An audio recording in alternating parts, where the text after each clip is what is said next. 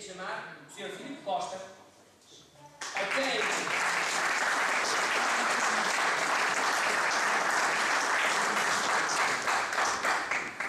a quem muito temos que agradecer, porque efetivamente foi a quem nós nos socorremos, a quem nos socorremos desde o início, para nos ajudar nesta tarefa, porque nós, como Associação Cultural, não estávamos dentro destes domínios. Foi também, portanto, a pessoa que mais nos ajudou a concretizarmos este projeto. Sou Presidente da Associação da Federação de Associações do município de Oliveira de Meios e congratulo-me que uma associação se dedique a promover eventos desta espécie. E dar a minha inserção na Adritem de agradecer o convite que nos foi formulado para este oitavo encontro temático do Dado Poético e, para não demorarmos muito, dar-vos já uma pequena nota do que é a Adritem. A Adritem é uma associação de desenvolvimento rural integrada das terras de Santa Maria. Neste caso, temos cerca de 47 associações congêneres no país, todas ligadas ao programa mais conhecido como PRODEC. Não vou aqui entrar em subsistemas nem em medidas e dizer-vos que, efetivamente, toda a ação que a Adritem tem, conforme já aqui foi formulado pelo Sr. Vital Santos, e digo ao Sr. para falar o que o Sr. João Martins também consegue, a Adritem está aqui exatamente para promover candidaturas, neste caso concreto, hoje o tema é agricultura, de dizer que a Adritem, além de outras candidaturas, que envolvem o turismo rural, as pequenas e médias empresas, as IPSS, toda uma miríade de atividades que podem ser financiadas pela Adritem através do PRODEC. Por isso, eu não vou alugar muito mais, vou fazer um alerta, porque eu não venho para palestrar, venho só para fazer a abertura, e como o Denteado da hora também já é o futebol, caminhamos assim para o fim da noite, dizer-vos que a Adritem tem a sede em Cesar, é pertinho de vocês. Até hoje foram aprovados 71 projetos.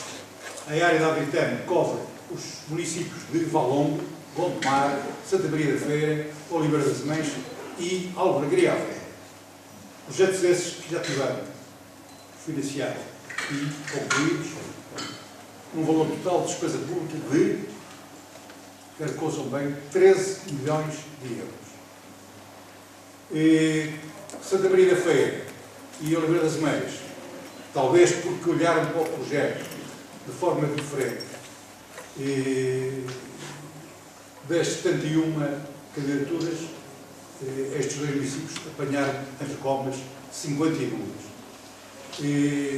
Este aliás também na necessidade, estamos à espera do próximo quadro comunitário nos traga a mudança expressa, tanto a verba como o anterior, e chamar a atenção aos potenciais promotores para que desde já iniciem os vossos projetos, consultem a Adritem, porque, dado, graças a Deus, o êxito que a Adritem conseguiu na aprovação dos projetos, nas ajudas que se conseguiram, desculpem usar o termo, vai ser, não é 100 cães para um osso, vai ser 1000 cães para um osso. Por isso, todos tenham vontade de se candidatar, mesmo que tenham dúvidas sobre o que se pretende candidatar, ou a atividade agrícola, neste caso concreto de hoje, de se dirigir ao Centro Cívico Justino Portal, para a Igreja de Cesar, ao lado da igreja mesmo, na antiga escola, e lá informarem-se do que estará, o que será necessário para formularem as vossas candidaturas. Temos aqui gente ligada já a nós, o caso do Tony, do Passo Pedro, do Horto da Avó, quando esteve também na fundação do núcleo do PRODEC de Fiães, colabora connosco nos workshops que estamos a organizar, o Carlos Ferreira também ligado ao PRO, que é uma das coisas, julgo que não é novidade já para ninguém, é um autêntico êxito, a venda direta do produtor ao consumidor e com o tratamento dos produtos agrícolas de uma forma quase biológica. Por isso, não vou cansar mais, desejar as maiores felicidades ao deputado Poeta, que continue, sobretudo, com estas iniciativas, porque é isto que as pessoas precisam, não ser esclarecidas na questão de não saberem o que está a acontecer, mas são coisas específicas e uma das coisas que está programada pela Engenharia Fresa é, efetivamente, retornarmos às freguesias, como fizemos da primeira vez, e fazemos uma demonstração muito mais alargada das potencialidades, das promoções que vocês podem ter nas suas candidaturas. Por isso, espero que os participantes também gostem de estar aqui neste encontro, lá, da promoção da agricultura no Nordeste Feirense, e que daqui nasce também vontade de vir muita gente para a terra, como se dizer. E eu, hoje, temos um evento muito grande, está a decorrer em Ulo, que é a Festa na Aldeia. Foi outro projeto que conseguimos a aprovação como Aldeias de Portugal de 5 aldeias, o caso de Couce em Valongo, o caso de Areja em Gondomar, Porto Carvoeiro e vossos vizinhos da freguesia de Canedo,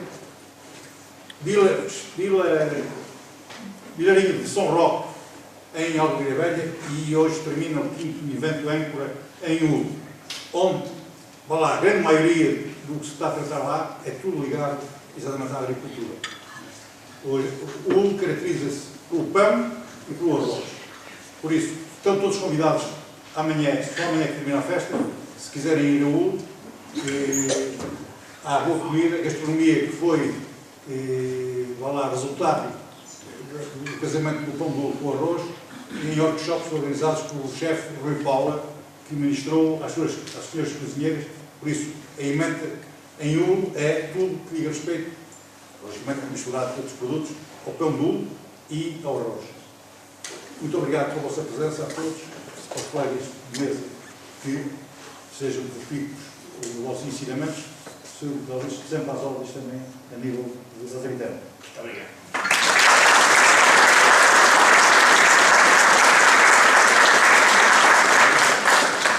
Muito obrigado, Sr. António Grifo. Para mim foi um prazer descobrir a Agricam e na realidade, esperemos na realidade que continuemos a ter oportunidades de interagirmos mais vezes. Vamos passar então às apresentações das experiências no terreno. Eu iríamos começar exatamente pela ordem com que eu apresentei os oradores. Iríamos começar pelo Sr. Filipe Costa, que é um romarizense, desde os 24 anos é aquicultor, tem formação em Química e, portanto, tem uma vasta experiência. Hoje vai-nos falar de kiwis, de cultura de kiwis e de mirtilos. Eu sou Filipe Costa, naturalmente sou conhecido da maior parte de todos vocês. Foi-me apresentado o desafio de apresentar a cultura e o meu testemunho na cultura dos kiwis e dos mirtilos. Eu era estudante de Química e, por circunstâncias que alguns de vocês conhecem, falecimentos dos meus pais e assim, deparei-me com um terreno agrícola que tinha 2.000 metros, que normalmente se cultivava milho, e durante um ano, por uma questão de ligação maternal e assim, naturalmente eu queria deixar a atividade que os meus pais envolviam, queria deixar o terreno abandonado, e durante um ano cultivei também milho. Só que fiz contas e tive um prejuízo de 5 pontos. É verdade, sem contar com a instalação que já estava feita e assim. Sei que o milho não era a solução, procurei outras soluções, embora conheci o Nuno Armindo e foi ele que está aqui presente, e foi ele que me deixou a semente do kiwi, fiz o meu percurso, conheci entre postos e em 2001 lancei-me então com uma pequena exploração, que é pequena, de 7.000 metros, constitui 2 pequenas unidades, uma de 2.000 metros, outra de 5.000. Um dos aspectos que é importante em qualquer cultura é a formação, e a formação está sempre associada ao crescimento. Eu considero que a formação, seja ela experiência empírica dos nossos pais ou assim, é o melhor investimento. Um outro aspecto que eu acho que também é muito importante para se ter sucesso é participar ativamente em todos os eventos que houverem, visitar outros países, participar em congressos. Estar aqui hoje é todo muito importante. Portanto, uma participação ativa em qualquer setor é chave de sucesso para se ter sucesso. E nesse seguimento, graças também muito à participação ao José Martins, engenheiro José Martins, que hoje aqui está presente, na altura presidente da Associação Portuguesa de Agricultores, foi proporcionado uma série de visitas de outros países e nestas visitas nós podemos ver o que melhor se faz lá fora e dessa forma eu tentei trazer o que melhor havia cá para a nossa terra, para Portugal. Assim visitei Nova Zelândia, que para mim foi realmente uma lavagem cerebral, Itália, França, e estas viagens continuam. Não é? Itália é um modelo espetacular a nível de fruticultura, está muito avançado e nós estamos no tempo medieval em relação a eles, por assim dizer. Espanha, mais recentemente em relação aos mirtilos, Holanda e Polónia. É importante estas visitas porque nós não precisamos de inventar. A maior parte das coisas, elas já estão inventadas por si. Nós temos é que aprender como é que se faz bem. E estes países têm uma experiência que nós não temos, particularmente nesta atividade que vou tentar falar, que é fruticultura. Portanto, mirtilos e kiwis. E assim, também um bocado empurrado pelo engenheiro José Martins, lancei num projeto de expansão.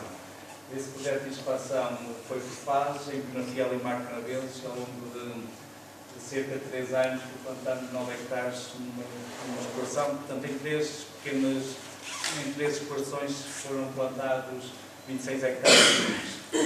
Mais recentemente, em 2009, no intuito de tornar a exploração pequena que tinha em Romariz e Kiwis uma exploração que fosse rentável e autossuficiente, para isso é necessário 4 hectares no mínimo, plantei mais 1 hectare, 1,6 hectares. Portanto, aqui em Romariz, em 5 parcelas, totalizo 2,6 hectares. Reparem, 5 parcelas, 2 hectares e meio. Eu identifico muito com o perfil frutícola. Não gosto muito da horticultura, que exige uma dedicação diferente, exige um outro perfil, que eu identifico com frutos. Ainda recentemente, quando pensei em apostar noutras culturas, estudei a hipótese de nós plantar framboesa, mas depois percebi que era tinha um perfil hortícola e disse, não, isto não é comum. E também recentemente no Carvalhal plantei cerca de 2,8 hectares úteis de mirtilos. Estas são algumas fotografias que vêm aqui do trabalho que foi feito. Foi necessário fazer terraplanagem, desenvolver máquinas que não foram desenvolvidas por mim, mas também por minha iniciativa e por grande parte da minha concepção. Foram necessários desenvolver máquinas para fazer caminhões, porque aquilo era uma zona encharcada. Portanto, há aqui questões técnicas que também são muito importantes. Uma outra aposta também dentro da fruticultura que anseio, que ainda não está concretizada, mas que anseio que nos próximos anos se concretize, e plantar também aqui em Romariz ou Ortós, cerca de 2 hectares de kiwi bebê. É um fruto diferente, chama-se Actinidia arbuta, é um kiwi que se enquadra nos pequenos frutos, é muito mais doce. Alguns de vocês também já conheceram, provavelmente. Se não conhecerem, vão atrás das bombas e roubem lá um kiwi. Não gostam, neste momento há uma dizer. Mas que é um kiwi pequenininho. É daqueles que não têm pelo, são os carequinhas. Eu tenho lá um pé, sei lá, tem mais de 1000. Está tudo aos caixinhos, não sei quando é a altura própria de escolher. Não sei se... Em verde, mas depois pergunto no final. Sei que ano passado trouxeram e acabaram por seco, não sabia quando é que os havia de ver. São todas as questões técnicas. Portanto, isto são algumas fotografias tiradas hoje, como é que está a exploração de mirtilos. Esta exploração estas plantas têm um ano, foram plantadas em outubro do ano passado, são plantas in vitro, desenvolvidas em laboratórios, são fornecidas por uma empresa norte-americana, comercializadas por uma empresa espanhola, só para vocês verem que isto tem alguma complexidade.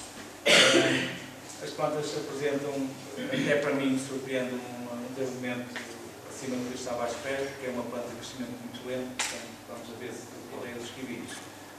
Uma fileira tem uma organização de produtores chamada Associação Portuguesa de Agricultores, que tem sede em Santa Maria da Feira, ao lado do Hotel Nova Cruz, aqui tão próximo de nós, porque tem uma organização comercial também muito bem estruturada, isto é, cerca de 5 grandes empresas, chamadas entrepostos, portanto, armazenistas, recebem, eu atrevi-me a dizer que recebem 90% da produção ibérica. 5 grandes empresas, agora talvez 6 grandes empresas entre Portugal e Espanha.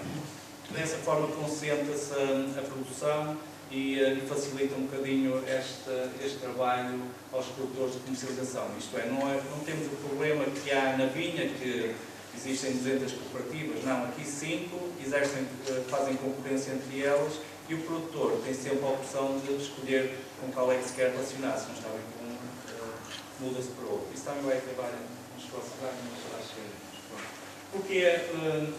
Porquê kiwi? Porque graças a esta competição que existe entre os impostos, apresenta uma boa rentabilidade, uma rentabilidade acima da média, por assim dizer. E com uma distribuição de valores ao longo da cadeia, isto é, produtor, entreposto e grandes superfícies, que, como era de esperar, naturalmente, reparem, os supermercados ficam com 41% do grosso, do preço final de venda, isto é, vocês vão comprar um kiwi a 2 euros e 41% disso é para o interposto, para o hipermercado, 30% para o interposto, isto em forma bruta, isto é, não é a margem líquida deles, temos que contar também com as despesas de funcionamento em si. E o produtor fica com 29%, e esses 29% tem que servir para custear os custos de exploração e o resto será rendimento líquido. A produtividade média nacional do interposto, portanto, o kiwi surgiu em Portugal há cerca de 30 anos, mais ou menos, 30, 40, e inicialmente as produtividades eram de 5, 8 toneladas por hectare e dizia-se que era a árvore das patacas, portanto, que era muito rentável, o kiwi nessa altura era vendido a 200 mil. Atualmente, face a outros constrangimentos, a produtividade média teve que subir, naturalmente, para aumentar a rentabilidade do produtor. A produtividade média nacional estatística, se não estou em erro, mas o Engenheiro Martins sabe melhor que eu, deve andar por volta dos 12 toneladas por hectare, mas não é uma rentabilidade, não é uma produtividade real. Porquê? Porque entra em consideração com muitos pomares que são meio abandonados ou com baixas produtividades. A produtividade do interposto, no caso aqui, só para terem uma noção, a produtividade média anda a rondar os 20 toneladas por hectare. Isto quer dizer que há produtores que produzem muito acima disso e outros produtores abaixo disso. Note-se também que no Conselho da Feira, nos últimos 4 ou 5 anos, há uma pequena brincadeira chamada concurso de melhor tomar kiwis, ou assim, e nos últimos 5, 6 anos, 4 pessoas ganharam o prémio melhor produtor a nível nacional, do interposto, são produtores de Santa Maria da Feira. Portanto, significa que nós temos aqui um grande potencial. Portanto, um produtor é de Caldas de São Jorge, Manuel de Santos, 2 outros são do Val, e também houve aqui um comadista que também ganhou esse.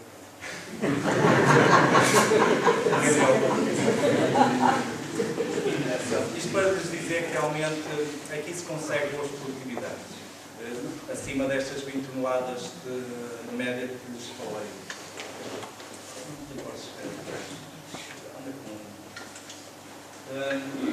O kiwi também é uma cultura que, pelas suas características e elevado investimento e assim, vai havendo aqui uma pequena filtragem, isto é, não é qualquer pessoa que arrisca a plantar kiwis e, como tal, o crescimento da área de plantação no país ao longo dos anos tem progredido. Reparem, em 2004 nós tínhamos, a legenda está mal, 11.000 toneladas de produção a nível nacional. Em 2012 atualmente devemos andar pelas 21.000 toneladas. E estima-se que daqui a 4, 5 anos andaremos por volta das 35.000, 40.000 toneladas. Isto não é muito. Quer dizer que esta fileira de produtores tem crescido ao longo destes anos em Portugal e também no Conselho. No Conselho, recentemente, por iniciativa do vereador Celestino, portanto, enfaciou aí uma campanha de promoção e de divulgação da cultura de kiwi, com muitas novas plantações e alguns produtores não este crescimento é sustentado porque, para haver crescimento na produção, exige portanto, um trabalho também por trás, por partes interpostas, na medida que é preciso calibragem e é preciso espaço de frio. Um dos problemas que agora até se está a ter é que, eventualmente, os interpostos podem não acompanhar este último crescimento e que vão ter que fazer mais uns investimentos. Porquê kiwi? Porque tem potencial muito grande e tem um conhecimento técnico do melhor que há no mundo. Porque os nossos técnicos são bons e que fomos percebendo que havia lá fora e trazendo cá para dentro. Andamos a substituir um bocadinho isto da agricultura, vamos fazer alguma coisa. Que é uma cultura praticamente ecológica. Até há 2 anos atrás não se faziam aplicações foliares com pesticidas. Desde há 2 anos, 3 anos atrás, houve uma nova doença e começou. É uma cultura muito bem adaptada à nossa região. Nós temos condições de solo e de clima ao nível do mais famoso produtor de kiwis do mundo, que é a Nova Zelândia. Isto dito por um neozelandês. E porquê apostar em kiwis? Porque o Ministério da Agricultura considera que os kiwis, a atividade frutícola, é uma fileira estratégica e, portanto, podemos recorrer aos apoios comunitários que existem e, nesse sentido, podemos apostar em kiwis. Porquê mirtilos? Os mirtilos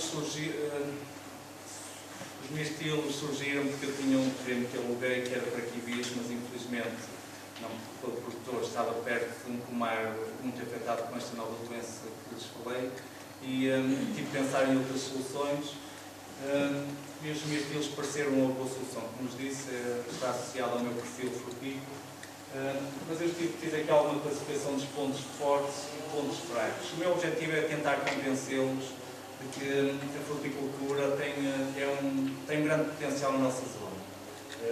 Desde kiwis, mirtilos, mas também outras culturas. Portanto, como pontos fortes, eu diria que os mirtilos é uma cultura robusta, porque ela existe no monte. Os mirtilos existem nos Jerez, existem nos Açores, variedades que não são comerciais, mas são períodos, das que plantei. Porque atualmente, houve uma grande expansão, uma febre, por assim dizer, uma febre de plantações em Portugal, que diz, segundo os dados do Ministério da Agricultura, temos nos últimos 2, 3 anos cerca de 1000 hectares plantados, quando antigamente os mirtilos se restringiam essencialmente a Severo de Voga, mas em Severo de Voga com uma dimensão de poucos hectares, pequenas quintinhas, talvez 10, 20, 30 hectares, reparem, passámos 20, no país todo fizemos 50, 100 hectares. É minifúndio mesmo. É uma cultura também adaptada ao minifúndio, quer o kiwi, quer o mirtilo, são adaptados aos nossos solos, às nossas dimensões. Não é preciso latifúndio, não é preciso grandes superfícies. Se o mirtilo teve sucesso em pequenos quintais, pequenos jardins em Severo de Voga, porque é que nós, se calhar com melhores solos, também não devemos ter sucesso no nosso concelho e na nossa região? Recentemente, e classifico um ponto forte, porque pelo facto de nós passarmos de 50, 100 hectares para 1000 hectares, é porque vai haver aqui uma revolução. Isto custa um bocadinho. O ponto forte é que é um tipo de produto que está direcionado para a exportação. Nós não consumimos mirtilos, muitos de vocês com certeza ficaram para provar. Os grandes países consumidores que comem mirtilos, como nós comemos maçãs quase, são os países nórdicos, Inglaterra, Alemanha. Um outro ponto forte é que é uma cultura com uma rentabilidade muito interessante, eventualmente, talvez dupla, assim de uma forma grosseira, dupla da kiwi. Como pontos fracos, classifiquei os custos de instalação destes pomares são, quer do kiwi, mas também dos mirtilos, são muito elevados, já vos falarei de quanto. A colheita é um ponto extremamente fraco, porque metade, só para perceberem, metade do rendimento fica em mão de obra na colheita. Colherem 10 a 20 toneladas a 3 kg à hora, estão a ver. O nível de conhecimento técnico é um ponto fraco que nós estamos mesmo muito, pelo que tenho percebido, temos muito a aprender, muito a crescer nesse aspecto. E a comercialização também é um ponto fraco porque estamos a plantar, mas não temos estruturas comerciais que suportem este aumento de plantações. Estão a surgir aí novos players, novos interessados. Em 2 manhãs tive cá um senhor de Inglaterra que está interessado em comprar diretamente fruto de Portugal para a Inglaterra. Portanto, é sinal que aí algo comercial. Porquê mirtilos? Porque nós temos condições de solo e de clima boas, portanto temos solos de origem granítica, que o mirtilo exige um solo bastante ácido e os nossos solos são graníticos, são bastante ácidos. Toda a gente aqui usa cal para fazer correções de solo, os mirtilos não precisam dessa correção. Naturalmente já temos solos excelentes. O clima também é bom porque nós temos bastantes horas de luz. E a planta é uma fábrica de luz, onde a luz é a sua maior fonte de energia. Quando comparado com os países que são, por exemplo, a Polónia, que é o maior produtor de mirtilos da Europa, nós temos muito mais luz que eles. Temos que potenciar isso. Mirtilos também, porquê? Porque considerei que não devia haver diversificação frutícola. Isto é, apostar só numa cultura pode ser arriscado. Daí que os mirtilos funcionam como uma carteira frutícola. E, por outro lado, também considero que seja um desafio pessoal, é uma coisa nova, e também está abrangido pelos apoios do PRODER, que é uma fileira estratégica para o Ministério da Agricultura. Nós temos uma janela de oportunidades excelente que não há no resto da Europa, que é poder produzir em junho, quando os preços são bastante bons. A Alemanha, Polónia e os outros países do centro da Europa não conseguem produzir nesta altura e nós conseguimos. E vários espanhóis e marroquinos também produzem e até conseguem produzir em maio. Agosto e setembro também é uma janela de oportunidades que nós podemos explorar. Para isso precisamos de variedades precoces e variedades um bocadinho mais tardias. Os custos de investimento, só para.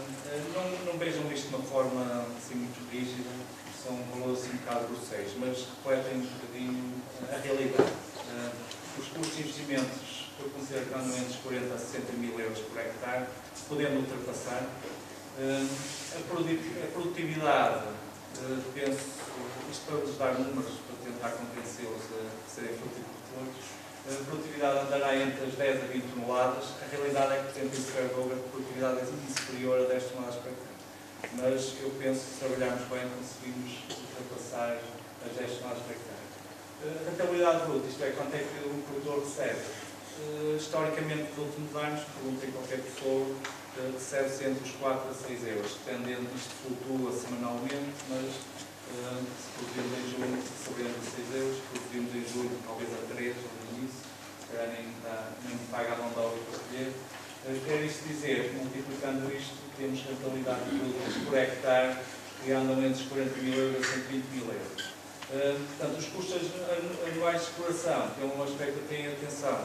Estamos a falar de custos de energia, amortização de investimento e outros aspectos, mão de obra, fundamentalmente, rondarão entre os 30 mil a 60 mil euros. Isto é, se vocês fizerem a diferença, percebem facilmente que a rentabilidade líquida deve andar entre os 10 mil euros ou menos e 60 mil. O acesso à terra é das principais dificuldades que se tem em qualquer atividade agrícola. Se aqui em Pomariz vamos pedir alguém para nos alugar terra, sabem qual é a resposta, não é? Em Camariz ou noutras freguesias.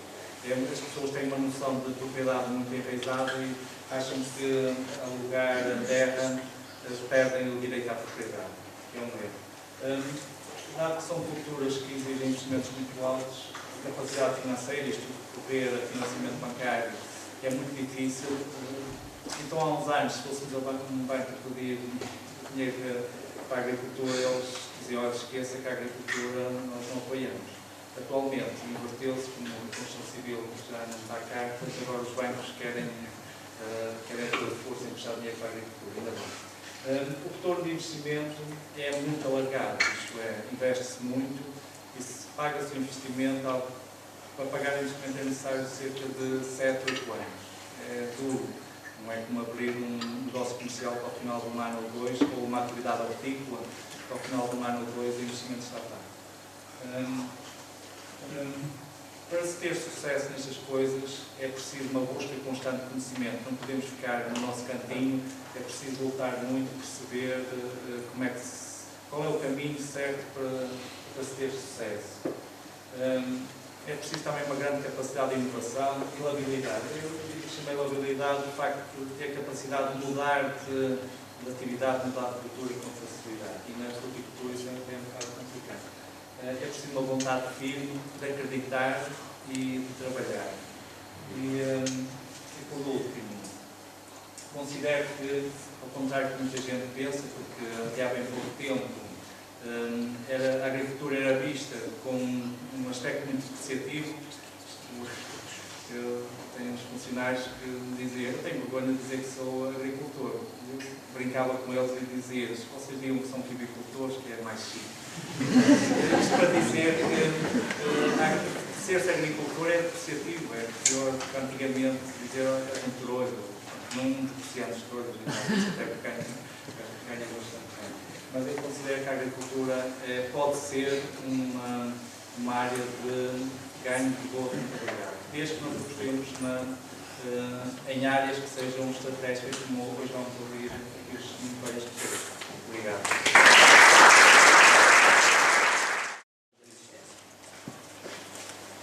E como é que eu chego à agricultura? Tenho 46 anos.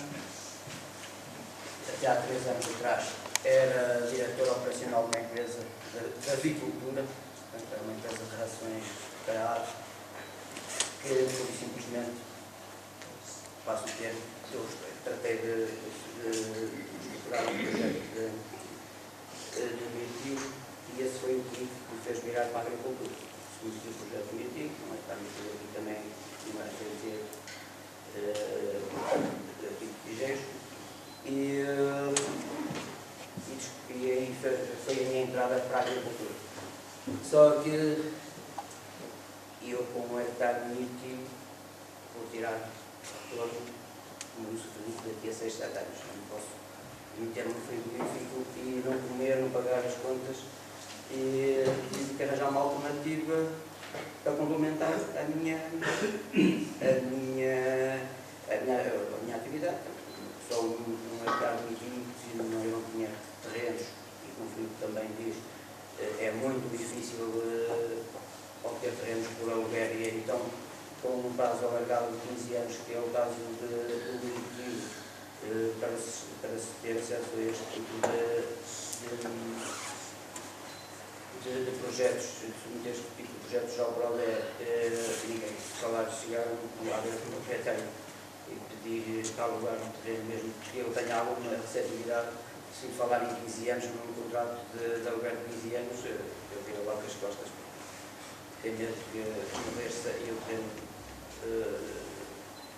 estar ainda ao lado. Só tinha um hectare, e era o hectare que tinha que trabalhar, o resto dos terrenos que tínhamos não dava para esse tipo de investimentos a nível produtivo. Procurar uma atividade que me trouxesse algo dentro da agricultura, porque eu não queria estar com o pé na agricultura e com um pé de outro tipo de atividade qualquer. Tive que arranjar uma forma que me trouxesse retorno rápido ou pelo menos mais rápido que o MIRTI. Então, numa das várias presenças em eventos, surgiu a possibilidade do PROV. O que é isso do PROV? Começamos a tentar saber o que era, quem eram as pessoas que estavam envolvidas, se havia alguma credibilidade e seriedade no assunto. E então, inicialmente, o Sr. Gil falou dirigir-me à DITEM. Tive uma conversa, tivemos uma conversa com a engenheira Teresa Pausada, que é a coordenadora da DITEM. E decidimos que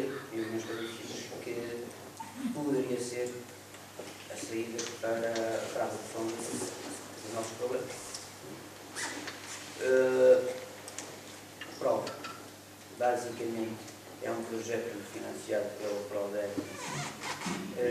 que o financiamento não nos, quando estamos aqui a falar em financiamento, não as ajudas cedidas não são ajudas monetárias para qualquer tipo de investimento, são ajudas logísticas de organização, de divulgação, de forma geral, de orientação para entrar na atividade. Consiste em juntar 2, 3, até 5 produtores de uma forma informal, portanto não é uma sociedade. Posso-vos dizer, para terminar, comecei no 16 de setembro com 2 parcelas,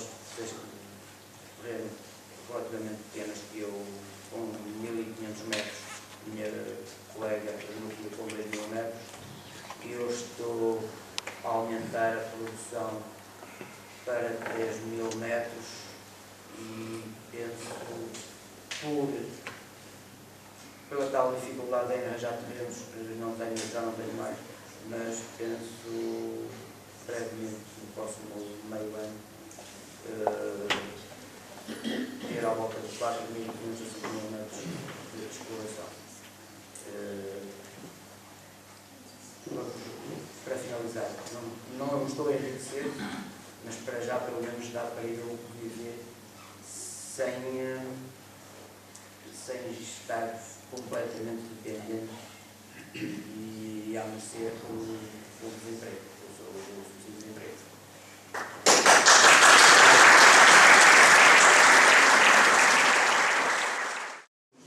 Começo por agradecer o convite de estar aqui presente e partilhar a pequena experiência com os cogumelos,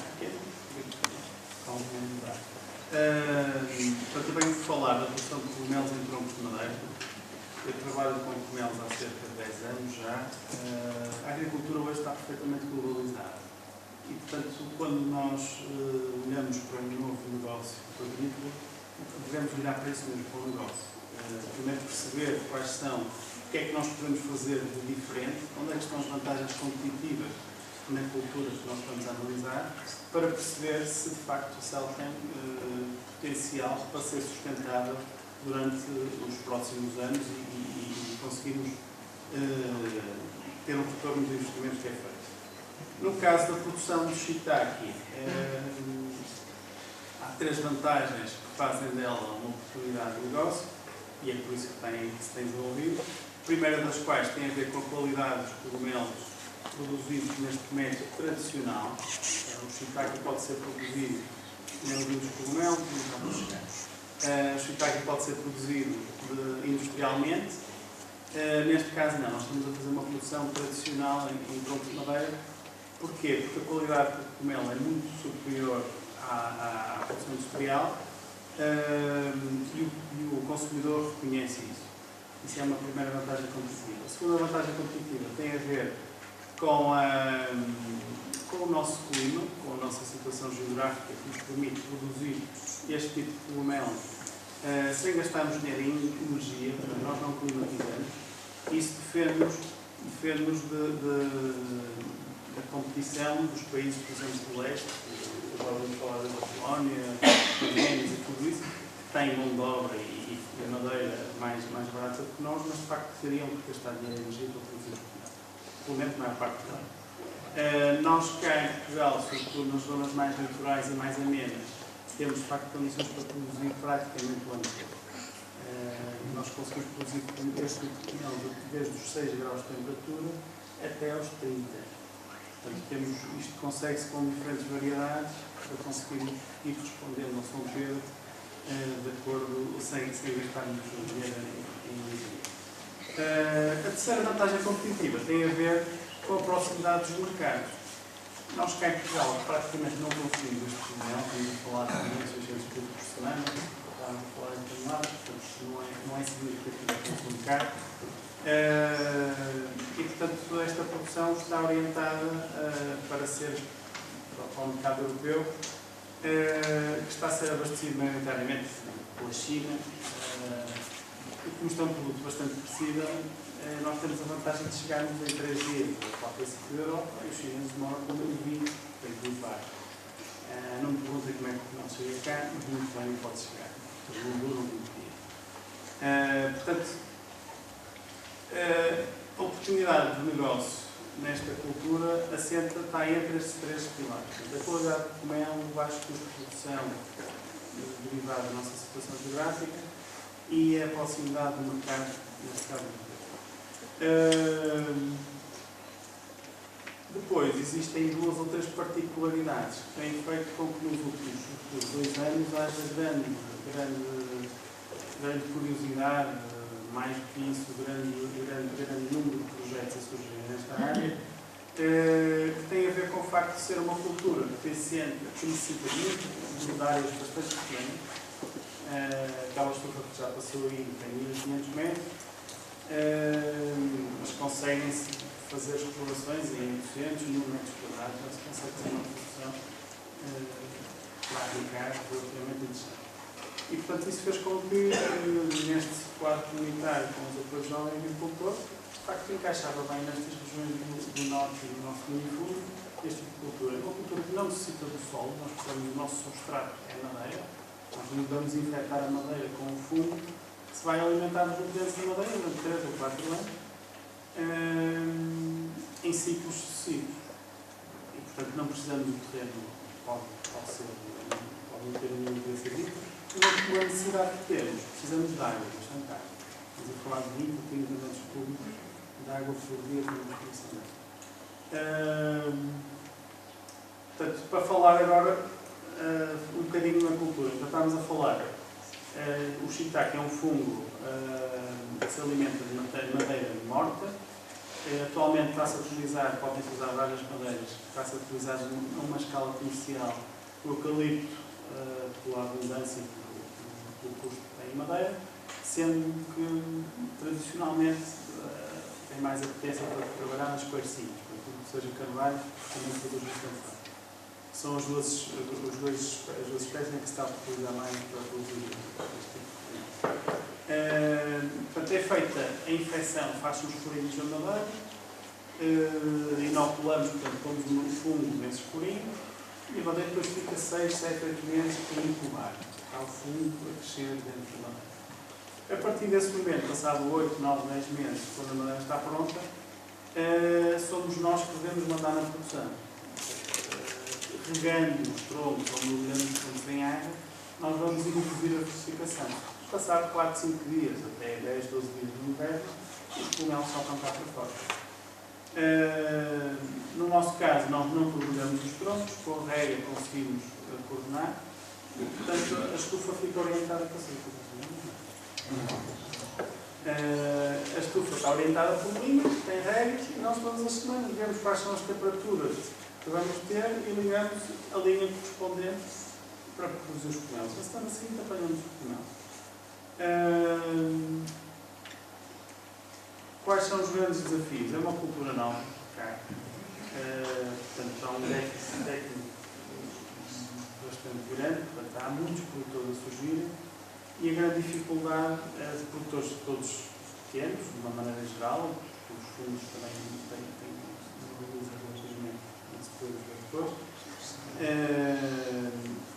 E, portanto, vai ser necessário nos próximos 2, 3 anos organizar duas coisas. Por um lado, passar conhecimento técnico para os produtores para que rapidamente consigam fazer a escala de aprendizagem e começar a produzir cogumelos e com rentabilidade.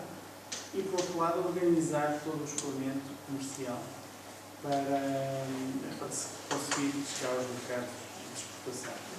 Para se exportar é necessário ter volume, é necessário ter serviço e é necessário ter qualidade constante.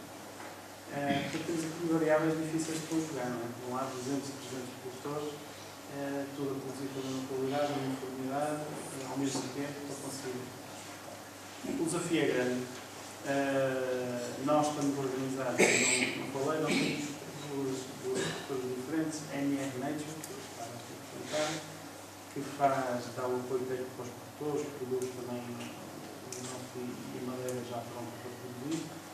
E depois temos uma segunda estrutura que faz só o escoamento comercial, compra e vende cogumelo, exatamente para fazer alguma concentração e para conseguir exportar. Portanto, o cogumelo é um produto flexível, temos que sair, é produzido ao longo da semana, temos que fazer pelo menos 2 saídas da exploração, o cogumelo tem que sair 2 vezes por semana da exploração.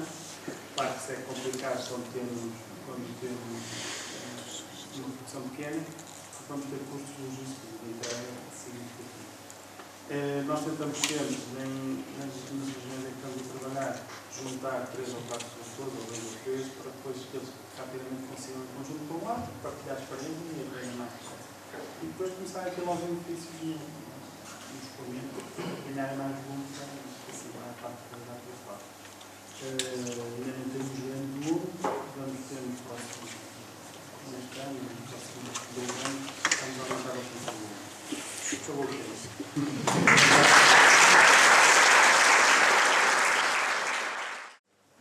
Pedro Gonçalves. Eu venho falar sobre agricultura, mas com a questão que diz. Porque realmente foi por aqui que começou. A minha avó era imigrada, tinha uns terrenos já à volta da casa e decidiu que não queria estar formada, queria fazer mais qualquer coisa. Tinha 65 anos, 66 anos, por aí, 60, 65 por aí, e decidiu, não me sei explicar a quem é ela, e ter que dizer que ninguém tinha, não havia aqui. O Pinheiro Martins teve quase desde o início também. Eu lembro que eu andava na escola e que cheirava mal os carunhos quando se foi, e toda a gente dizia que é aquilo, eles chamaram a polícia. Isto foi há 25 anos, chamaram a polícia, que não podia ser, não podia ser. Pronto, e ela meteu um hectare de bis, mais ou menos, e meteu 2 estufas, uma ou 2 estufas, mas até era de hortícolas. E aos poucos foi evoluindo para as roseiras, para as flores e mais roseiras até. Inicialmente tudo no solo, tudo plantado no solo, só que tem aqui uma terra que já não é no solo, já é em vaso. Porquê?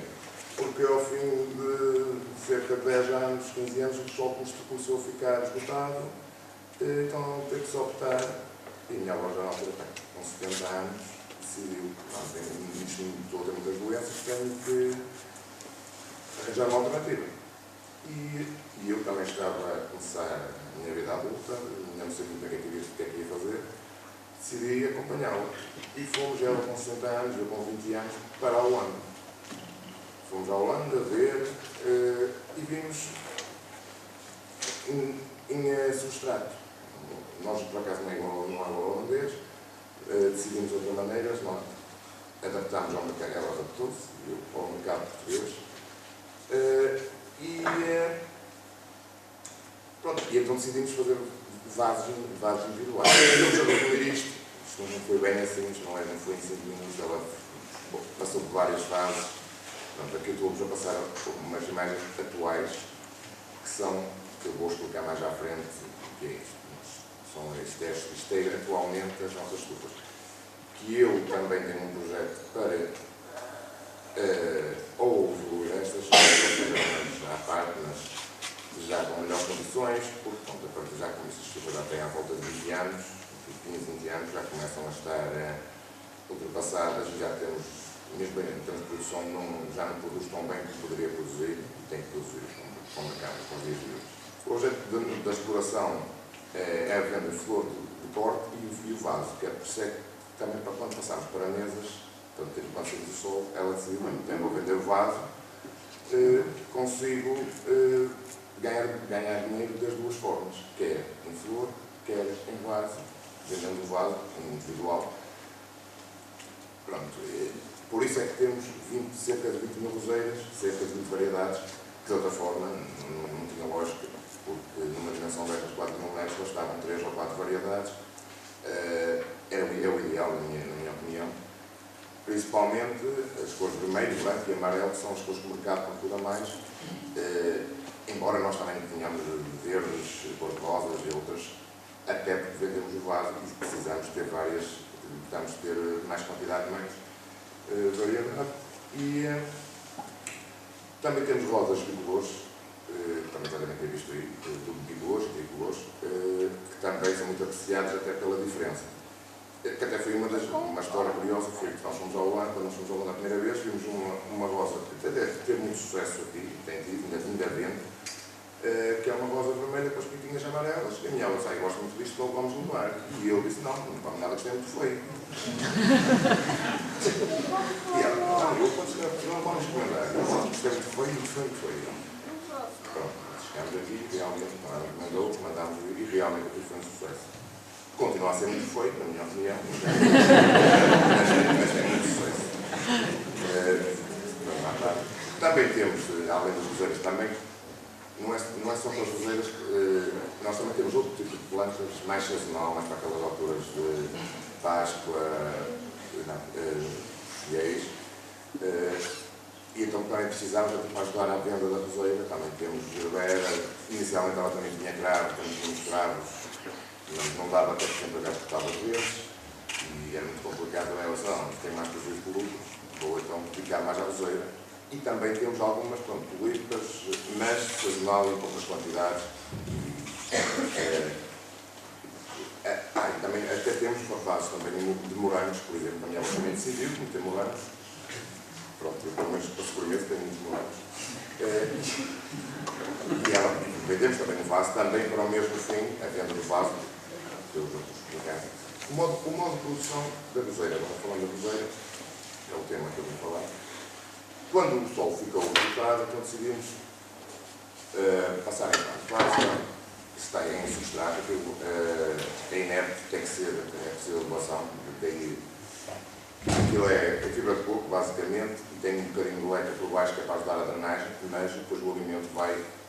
A planta não vai buscar o alimento ao corpo porque ele é praticamente inerte. Tem que ser adubado, tem que ser um adubo. Nós temos que ter fertilização.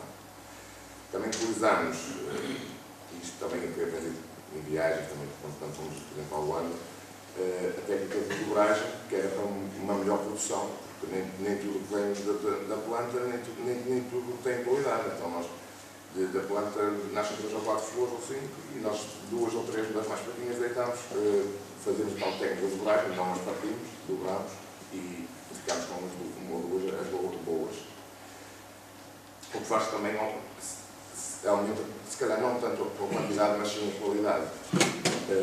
Mais ou menos a quantidade que é produzida é mais ou menos 25, 30 flores por planta, embora estes valores variem devido a variados fatores, como o tempo e as doenças. Embora eles, os holandeses, ou quem nós compramos, é à volta de 40 flores, mas eu não consigo produzir, se calhar também temos as nossas condições, mas pronto, eu, por média, tenho entre as 20 e as 30 flores por ano. Como disse, fazemos a regra é o sistema gota a gota, individual para cada planta. Temos um programador, tem um programa adequado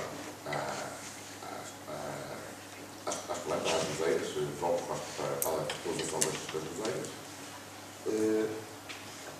Pronto, passando para as dificuldades, que é um grande problema que nós temos, são as doenças, um deles. Estão alguns exemplos, o írio, o milho, mosca branca, trigos principalmente, porque E isto é que vai refletir-se nos custos de produção pública. Temos que fazer muitos tratamentos, muitos preventivos e curativos também, mas também preventivos, e os custos são elevados, os produtos, a própria mão de obra e os fertilizantes também são caros, no caso da fertilização. A mão de obra também, porque isto é uma produção, as roseiras é algo que precisa de muito cuidado, é todos os dias, é 7 dias por semana, e então acaba por ser um custo elevado porque é preciso estar sempre permanentemente lá e portanto não é uma matéria viva e então está sempre a crescer. É preciso cortar ao sábado, tem que ser lá cortar ao sábado, porque na segunda-feira vão estar muito abertas. Se calhar numa fábrica já não acontece. É uma dificuldade que temos muito grande também. Outra dificuldade, isto não é só na floricultura, é na agricultura em geral, que são os efeitos climatéricos, o vento, e deste ano levantaram-nos estufas, o plástico, é um grande problema que temos. O excesso de calor e frio, quer de verão, quer de inverno, quer o calor de verão, frio de inverno, porque de verão até temos dificuldade até de trabalhar lá, porque é muito calor. Também, no mês de inverno, também os fatores climáticos também são importantes porque praticamente deixa de produzir. Então, como deixa de produzir, nós temos que arranjar outras formas, por isso é que se calhar também temos, não só roseiros, temos algumas, e daí também ter os civis, e isso é outra história, que é ter outro tipo de rentabilidade, se calhar noutras épocas do ano. Não estar, como foi o falou há um bocado, se calhar não estar só tão dependente, por exemplo, só da produção de civis, se calhar ter outro, quase daquele ano que mais mal, ter se calhar dinheiro em outras alturas do ano. Depois, em relação às flores, a comercialização, claro, temos também um grande problema, é como eu digo aqui, a flor não é um fruto nem um legume. Isso não se come, as pessoas têm pouco dinheiro, a crise é muito grande, então fogem um bocadinho, quando fogem um bocadinho a comprar a flor, o complemento são necessário. Agora vai-se vendendo, mas se calhar se fosse um fruto, se fosse um legume, ou se fosse arroz ou batatas, as pessoas têm que comer, enquanto uma flor não tem que comer.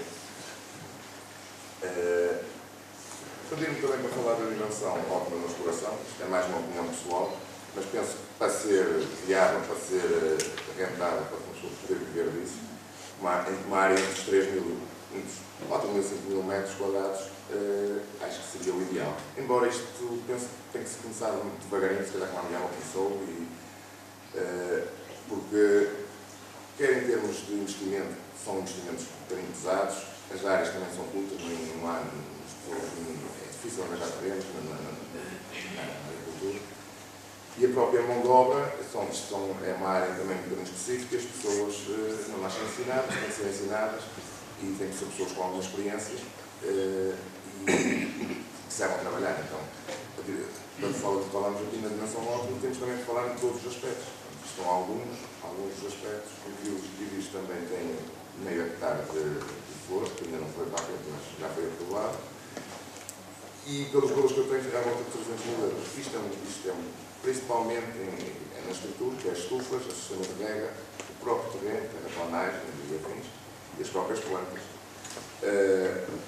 Não são números certos, depois há outros gastos, pronto, é mais ou menos, até é o projeto até que eu tenho andado a volta disto.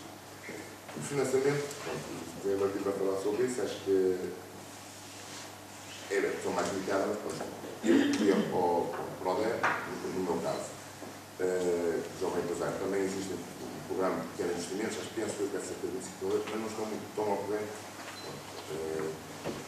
Mas existem fundos, as pessoas devem informar-se e para as estufas também, porque até que estão investimentos muito pesados, precisamos de ajuda, qualquer ajuda é bem-vinda. Não sei se... Acabei. Olá, boa noite. Obrigado pelo convite para agir pelo Sr. Vital. Agradeço o facto de estar aqui a divulgar um pouco do que eu faço. É o seguinte, eu antes de começarmos aos essenciais nas ervas aromáticas, eu comecei com a pequena produção de framboesa golden. Em à volta de 3.000 pés de framboesa golden, que é uma framboesa amarela, e comecei a produzir framboesa golden. É uma planta que Era difícil escoar porque tinha uma durabilidade muito curta, então optei por mudar de cultura. Comecei com as ervas aromáticas, onde ainda tenho bastantes ervas aromáticas e algumas raras até, por sinal. Isso não me satisfez por completo, então optei por fazer outra plantação, que é o maracujá.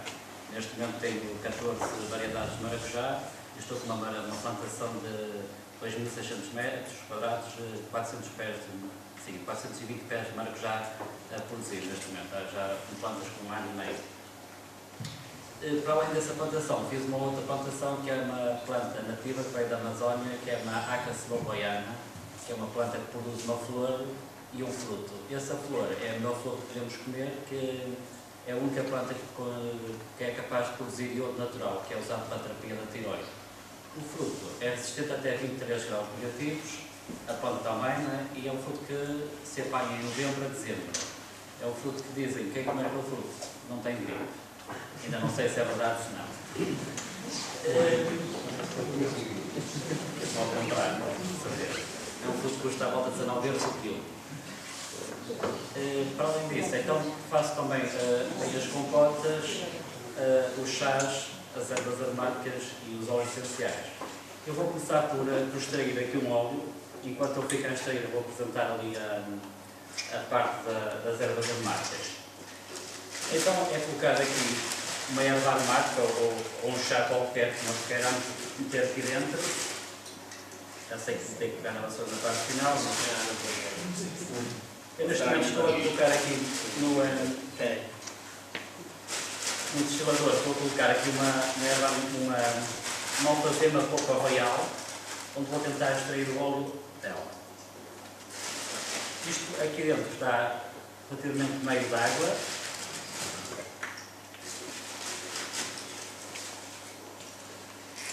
Isto nota-se que eu tenho jeito para cozer.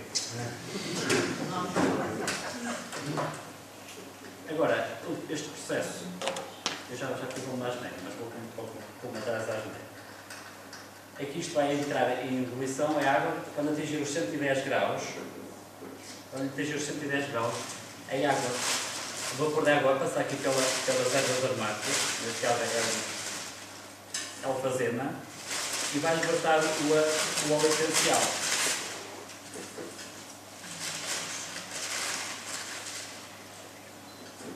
Vamos ser aqui todos drogados. Este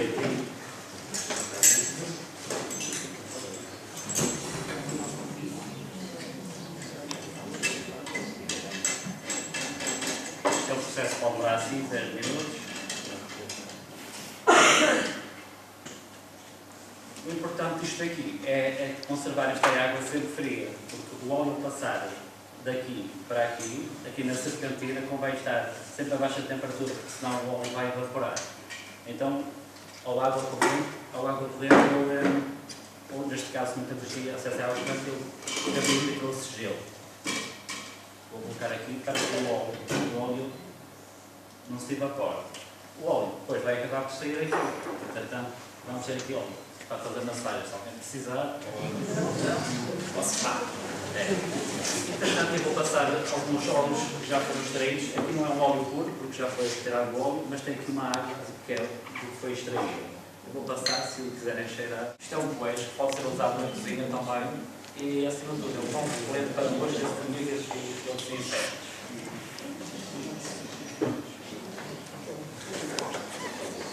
Aqui temos um tweed de serpão. Segundo um estudo feito em Inglaterra, prova que este milho serpão, um estudo feito em Inglaterra, fazer da cataplasma com um almofariz, amassar bem esta erva e colocar sobre a pele, principalmente jovens, que mata a bactéria que é o acne. Também esse estudo feito em Inglaterra também provou que aumenta o apetite sexual masculino. E temos a salva. A salva é a salva, era um veneno usado, segundo Aristóteles, era usado como um veneno para combater as pragas. Também vai muito bem com a carne. Se nós experimentarmos pegar uma folha destas e colocar sobre um bife de bactéria. Deixar a grelhar e tornar a virar e tornar a colocar a mesma vai dar um sabor muito agradável.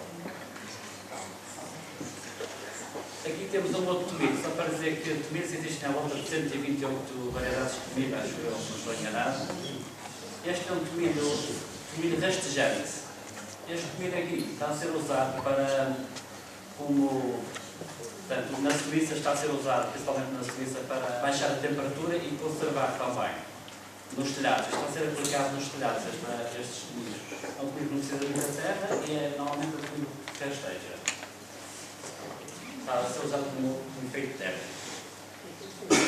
Este é um outro tomilho, que é o tomilho lenhoso. É um tomilho que eu gosto muito, parece que está a ser molhado, está com bolor. É muito aromático também. Aqui temos o orégano. O orégano é uma planta que não tem cheiro, planta verde, só depois de seco é que tem cheiro. O orégano tem 40% mais vitamina C que a laranja, para quem não sabe. Também é usado nas pizzas, principalmente, é usado o orégano. Aqui temos a ceboreira. A ceboreira também é utilizada, faz parte das 12 ervas mais famosas, das famosas ervas provenças. Esta ceboreira também repele os insetos e as pulgas também. Mas agora temos que assim,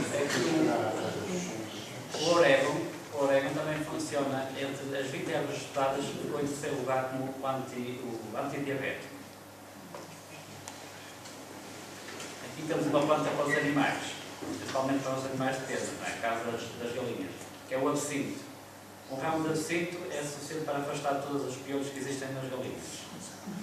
Aqui temos uma stéria. Eu vou dar a provar, e é a colocação de alguém que me ajudasse. Esta planta aqui é 300 vezes mais doce que a cana-de-açúcar.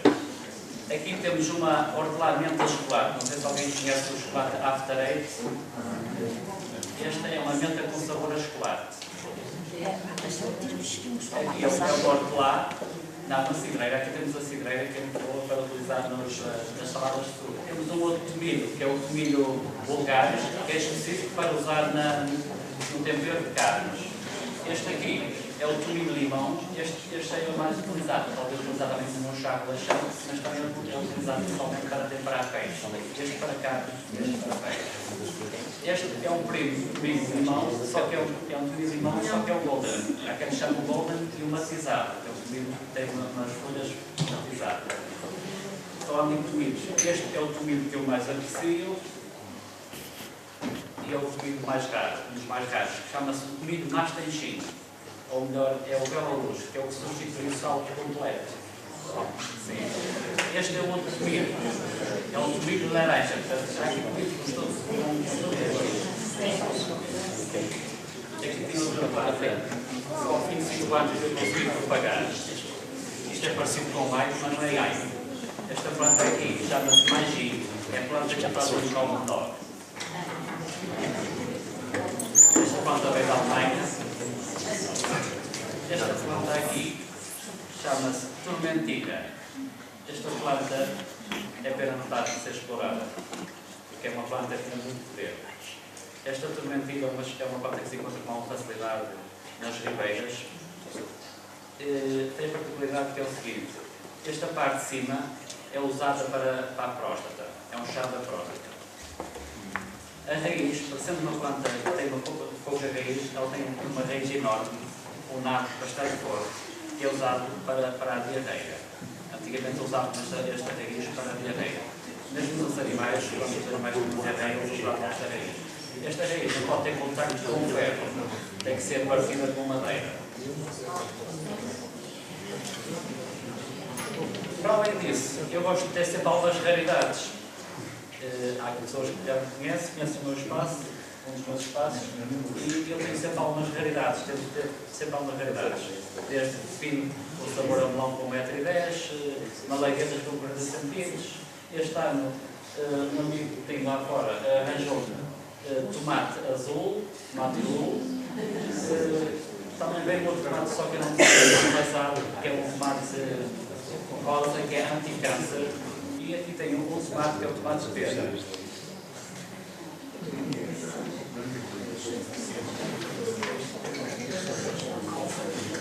Aqui, não sei se alguém conhece, esta é a paprika, que ele usa a pimenta doce, dá um sabor muito particular, principalmente nos arroz.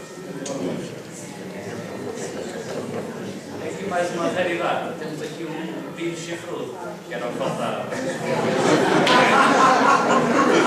Vem sempre um vinho. Esta é mais uma das minhas raridades. Agora, uma das minhas coleções é em Lobão e outra em Alcântara. E era isto que eu tinha para partilhar. Como é que se faz sucesso e o sucesso na agricultura? Portanto, eu começaria por vos dizer que tenho más notícias e boas notícias para vos dar. A primeira coisa que vos desafiava era aqui com uma pergunta. Quem acha que se ganha dinheiro na agricultura, levanta a mão.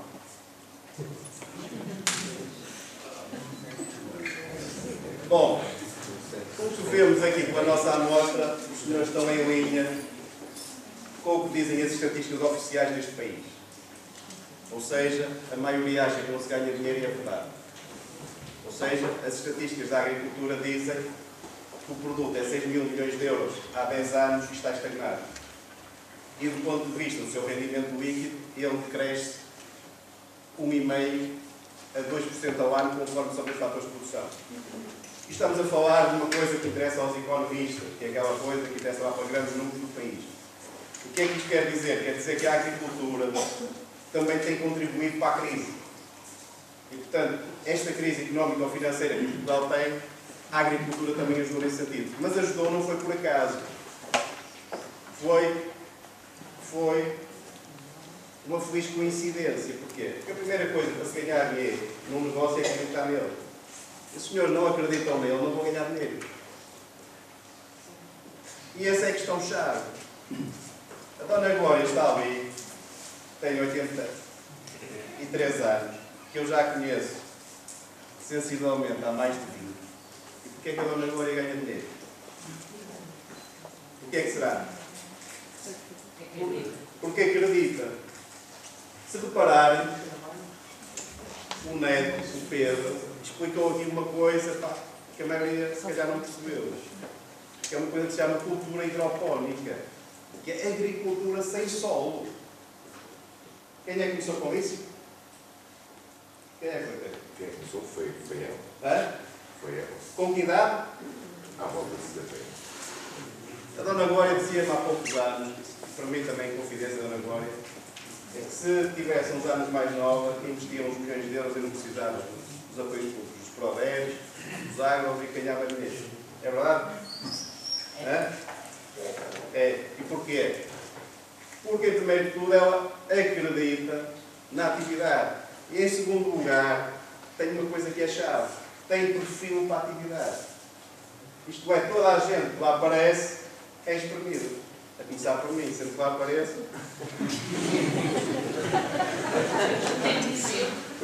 Porquê? Porque ela quer saber.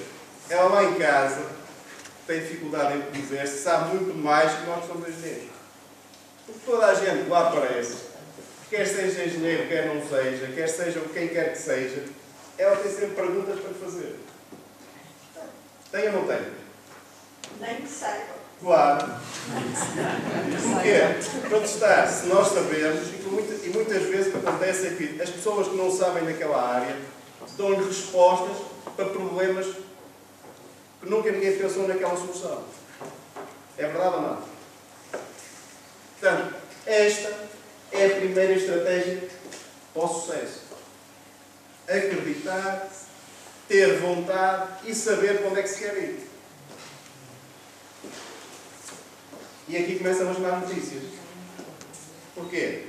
Porque se temos cogumelos, se temos mirtilos, se temos essa gangara para aí fora, se não sabemos para onde é que queremos ir, como é que vamos ganhar dinheiro? Não é? Ouvi ali o colega que teve que mudar de vida e teve que se dedicar à agricultura. E começou com os mirtilos. Mas os mirtilos não lhe pagam as contas até o terceiro, quarto, quinto ano. Porquê? Os projetos foram mal enquadrados. Se o senhor precisava de rendimento, teria que fazer horticultura, framboesas, coisas para aí diante. Estas coisas pagam. Mas isto chama-se planeamento. Mas isto não acontece por acaso, não acontece porquê? Porque nós estamos num estado de desenvolvimento do país que a agricultura é uma coisa de terceira necessidade. E eu falo nisto à vontade, porque tenho 27 anos de trabalho. Fez no dia 1 de setembro, 27 anos que comecei a trabalhar. E quando fui para a economia, o meu pai quase me pôs na rua. Me disse, para acabar não é preciso pagar um curso em Lisboa. E hoje a família tem algum respeito pelo rapaz, porque o rapaz também acredita naquilo que faz. Mas é preciso passar 27 anos e é preciso uma crise para as pessoas saberem que temos de viver do trabalho e de produzir. E isso é que o país ainda não se convenceu. E o país somos nós. O país somos nós. A sondagem que eu fiz aqui é a sondagem que tem o país. O país não pode viver de expediente. Tem de produzir. E tem de produzir com rentabilidade. Porquê é que o Filipe se meteu na agricultura? Porquê? Ele explicou. Eu fiz milho, gostava de fazer agricultura, mas não dava dinheiro. E esse é que foi o desafio. E depois a seguir o que é que ele fez? Foi perguntar ao Nuno Arminho, que é o amigo dele. Ó Nuno, o que é que dá? Está ali. O que é que dá? Estou a fazer kiwis e ganho não sei quanto, por aí fora. Não é? E o Filipe, o que é que ele fez a seguir? Foi bater às portas todas. Claro. No kiwi são incontornável. Também ao fim destes anos todos os trabalhos, se não são incontornáveis, vão ser despedidos porque são incompetentes. Não é? Portanto, o que é que acontece? Este é o caminho para o sucesso. Vocês têm aqui, na feira, a felicidade de terem pessoas que são o exemplo. E este é que é o exemplo da agricultura. O que é o exemplo da agricultura? As más notícias. Do ponto de vista global, perde-se dinheiro.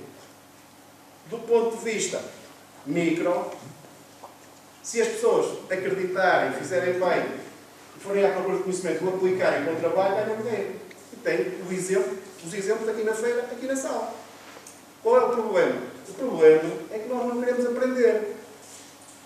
Isto é, há estes casos de sucesso que deviam ser visitados, que deviam ser conhecidos, quer em Portugal, quer no estrangeiro, para queimar-nos etapas, mas não. As pessoas gostam de fazer o caminho errado, que é meterem-se nas coisas sem quererem aprender e depois vêm dizer que a coisa não dá porque a culpa é da agricultura. E reparem, fala-se muito dos jovens agricultores. Nós temos uma responsabilidade, a minha empresa, a Espaço Visual, ajudamos a instalar mais de 5% dos jovens deste país.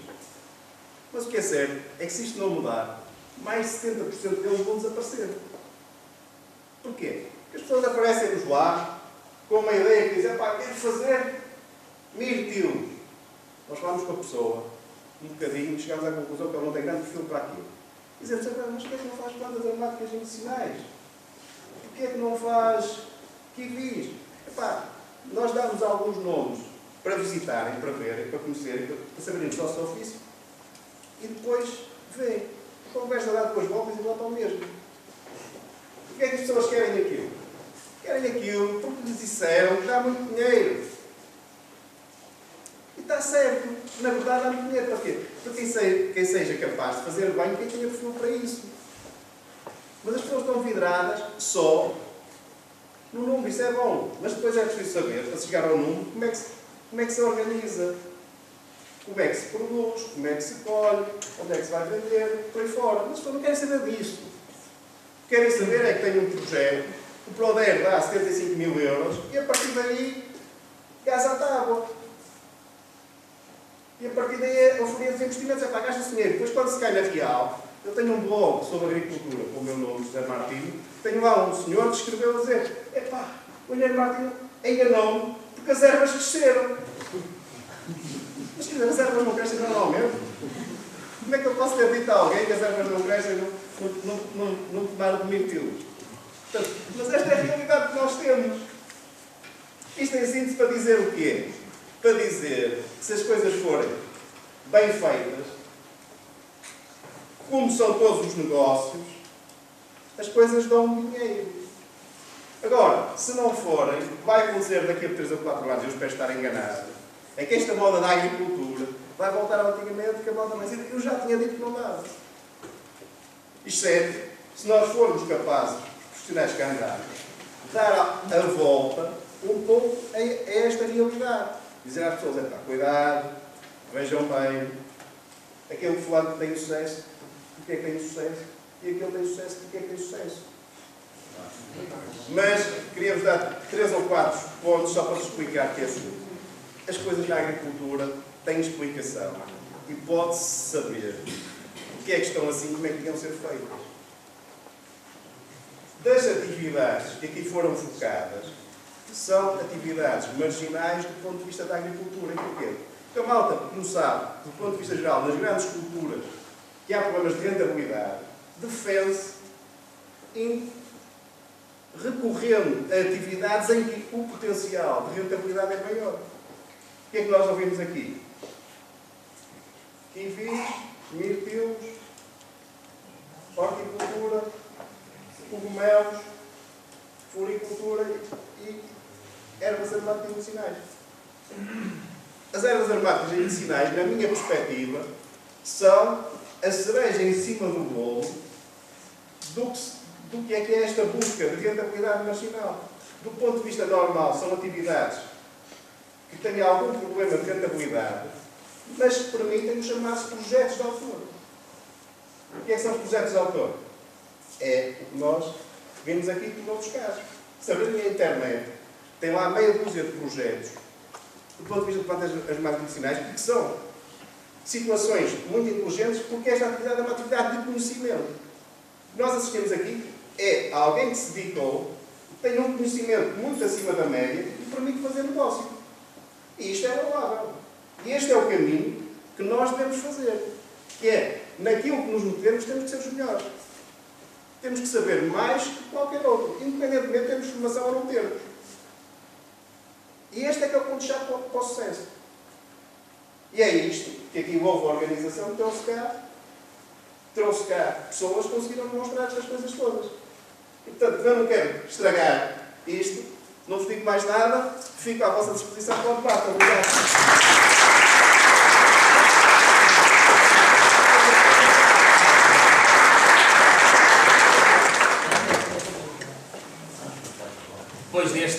Depois desta intervenção que agradeço imenso, mas que na realidade acho que, apesar de tudo, este painel responde efetivamente às intenções que tínhamos.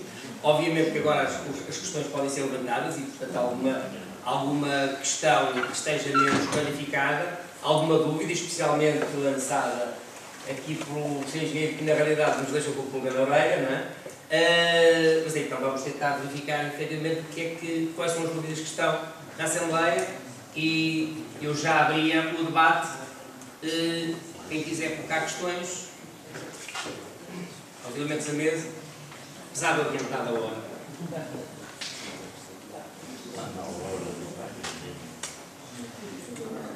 Tens uma questão?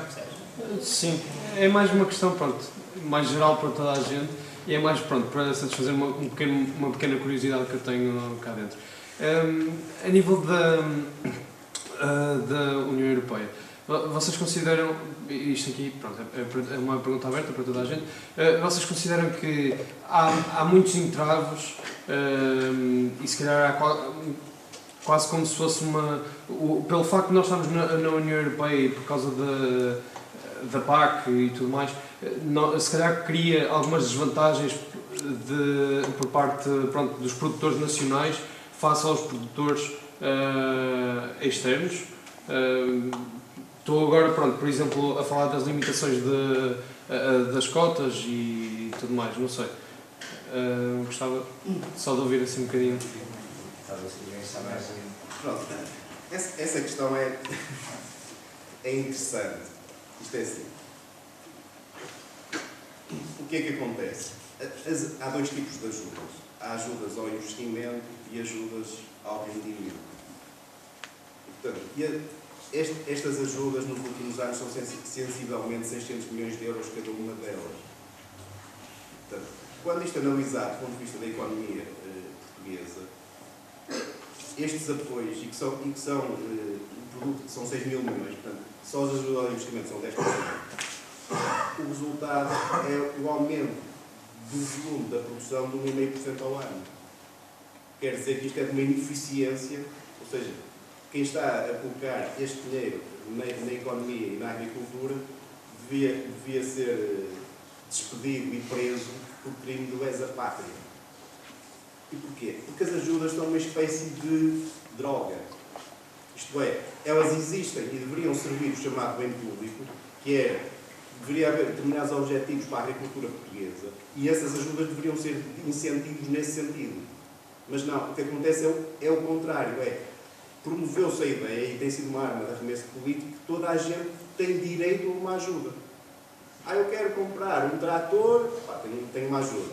Eu quero fazer uma plantação de 10 hectares, tenho uma ajuda. Portanto, existem ajudas para tudo. Portanto, o que é que isto quer dizer? Quer dizer é que 46%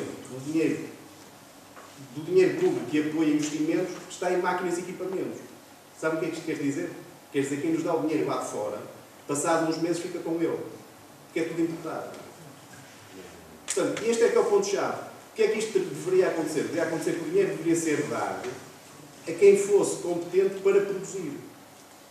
Como é que isso se avalia? Avalia a pessoa estagiando na atividade fazendo um exame público. Isto é o que eu defendo.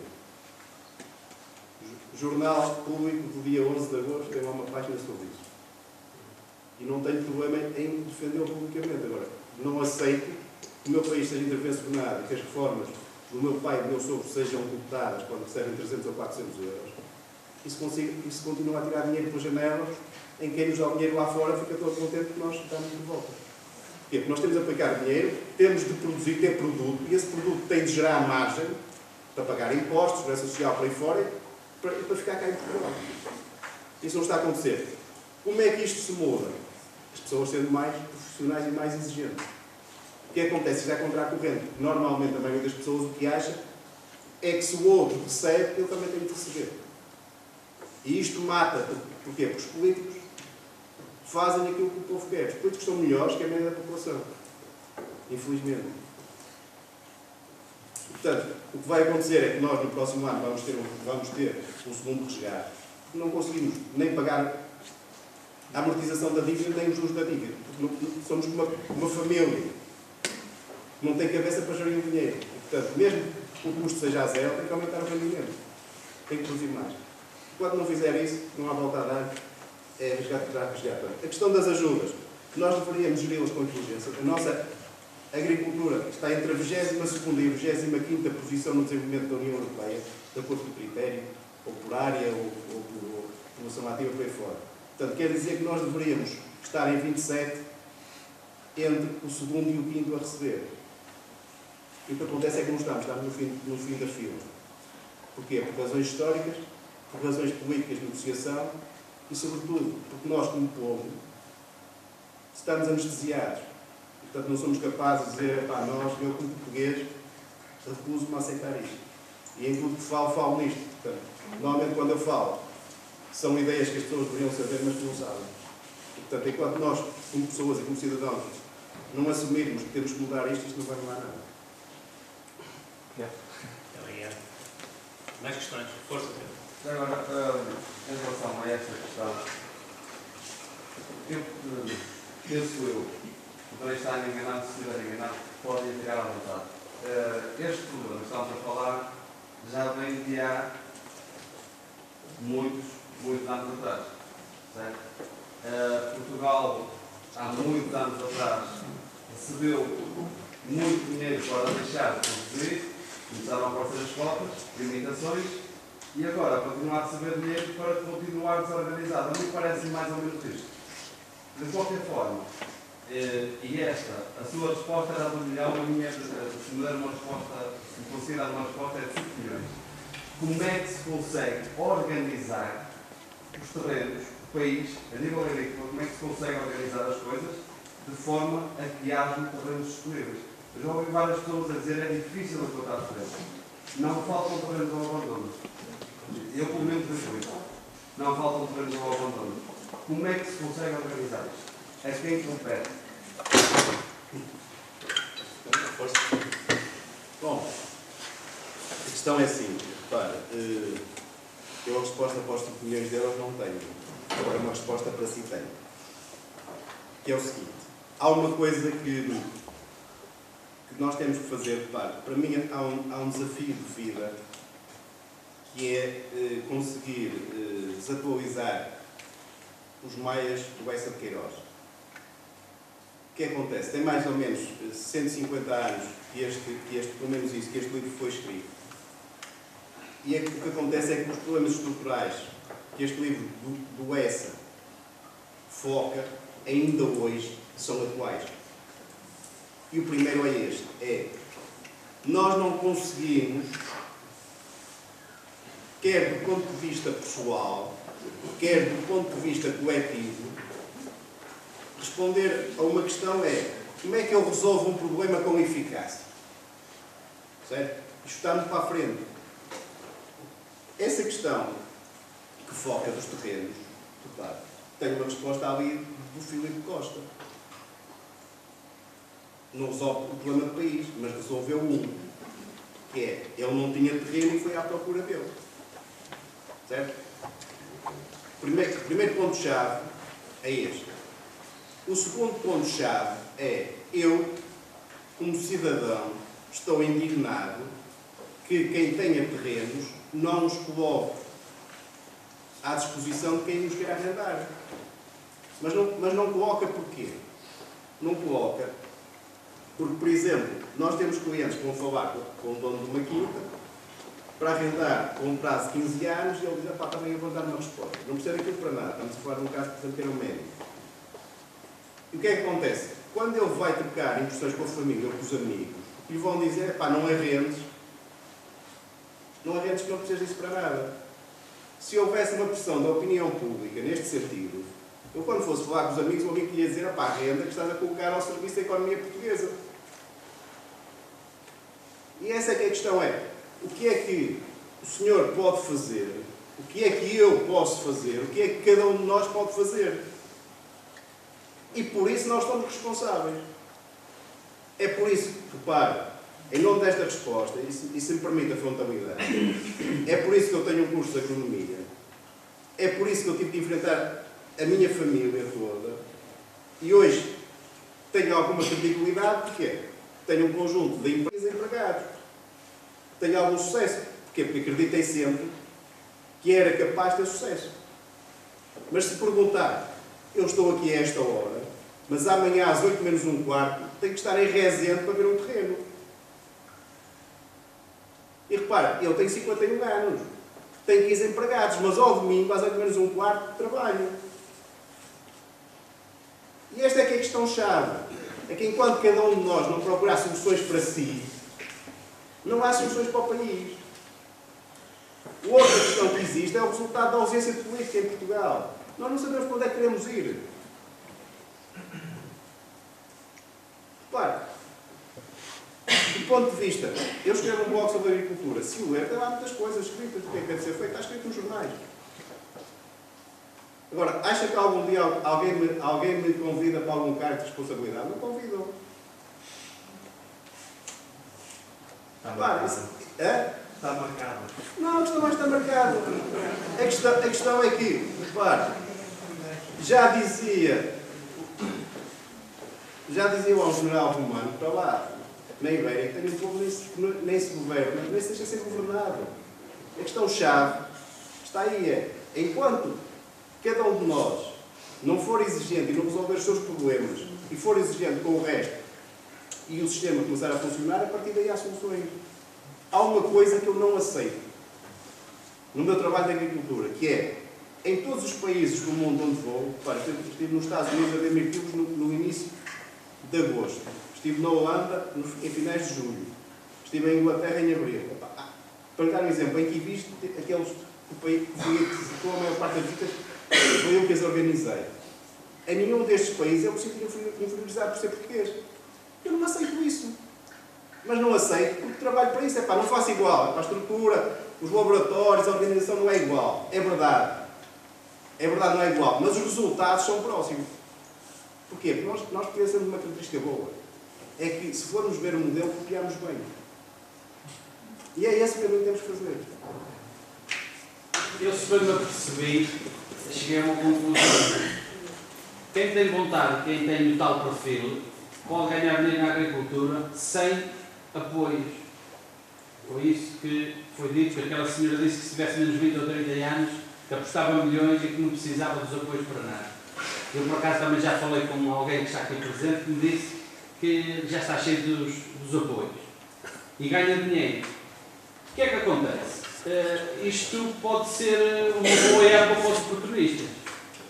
Porque, se bem me recordo, nos anos 80, quando começou a vir aquele retiro toda a fartazana para aí, a indústria de calçado consumiu muitos milhões de euros. E, passado meia dúzia de anos, as empresas faliram. E hoje o calçado, sem os apoios que tinha, criou estruturas próprias, criou marcas e estamos a exportar cada vez mais. Será que estes apoios todos, isto não acaba por ser andar aqui a enganar um bocado as pessoas? As pessoas, será que não vão ver a agricultura como uma possibilidade de ganhar dinheiro, mas só se tiverem os apoios? E quando acabar o investimento? E quando acabarem os apoios? Se a pessoa não tiver tal perfil, vai-se tudo para lá abaixo. Será que não se está a cair no mesmo erro de gastar dinheiro? O senhor disse que era prego à tábua e vamos embora. 75 mil euros, prego à tábua e vamos embora. E quando acabar 75 mil euros, se a pessoa não tiver perfil, onde é que isso vai parar? Porque é que não se começam já a criar estruturas comerciais bem definidas para que as pessoas, quando produzem, tenham um caminho para levar o produto, para conseguirem vender?